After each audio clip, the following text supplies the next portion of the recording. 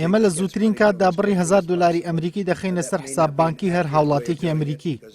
دەمەوێت بڵێم کە هەندێک کەس پێویستیان بۆ پارەیە نییە و پێویست ناکە پێیان بدرێت، بەڵام لە کۆتاییدا دەگەینە بۆچوونێکی گونجاو. ئێمە دڵنیایی دەدەینە سەرجەم کۆمپانیەکان کە پاڵپشتیان دەکەین. ئەوان نوێنەراتی دەیان هەزار کرێکاری ئەمریکی دەکەن. ئێمە دەزانین کە کەرتی پیشەسازی بەهۆی بڵاوبوونەوەی ڤایرۆسی کۆرۆناوە زیانێکی زۆری بەردەکەوێت.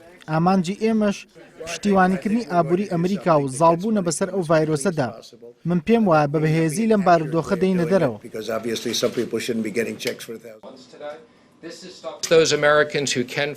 وەک دەزانین ئێمە پێشتر داوامان کرد ئەوانەی باجیان لەسرە بۆ 15 نیسان دوای بخەن.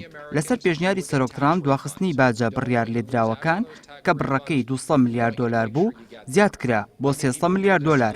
بۆیە داوا لە ئەمریکیەکان دەکەم ئەوانەی توانای پێدانی باجیان هەیە بەردەوام بن لە دانی باج. باشتر ئەگەر باجەکان لە ڕێگەی ئەلکترۆنیۆ بدەن. ئێمە بەرنمەیەکی هەندانی ئابووری ماداناوە و پێشکەشی کۆماریەکانی کۆنگرێسمان کردووە.